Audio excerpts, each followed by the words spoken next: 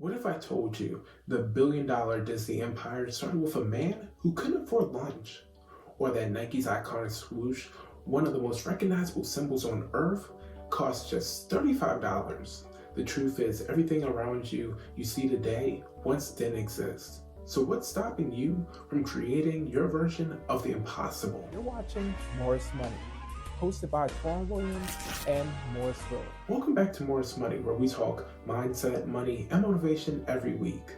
If you're someone building towards something greater, this is an episode for you. One of my biggest inspirations, Walt Disney. Before there was a theme park, a streaming service, or even Mickey Mouse, there was just a man from Kansas City who refused to quit.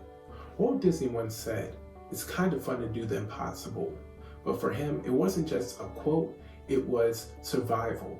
He went bankrupt, lost the rights to his first cartoon character, and had doors slammed in his face. Yet he built something timeless, something every child in the world now recognizes. Think about that. There was a time when none of this existed, and the only difference between that time and now was a man who believed it could be done. Steve Jobs once said something that changed how I see the world. Everything you see around you was built by people no smarter than you. Every app, building, and brand, all created by regular people who decide to take action. So the question is, what's your impossible? More importantly, what are you doing today to bring you closer to that goal?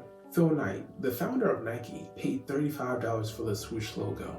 At that moment, it wasn't iconic, it wasn't special, but he believed in what it could become. Fast forward to now, the swoosh is a global symbol of greatness. That's what belief, consistency, and preparation can do. Your ideas may look small today, but can grow into something that stamps you into immortality. Let's take a look at music. Michael Jackson, one of the greatest performers in history. Before Thriller, before the moonwalk, before the fame, he was a kid from Gary, Indiana, writing letters to himself about what he'd become.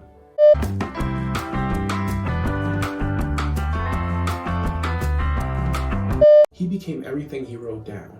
That's not coincidence, that's clarity and consistency. Say what you're gonna do and start working towards becoming that every single day. Maybe you don't want to become a global icon.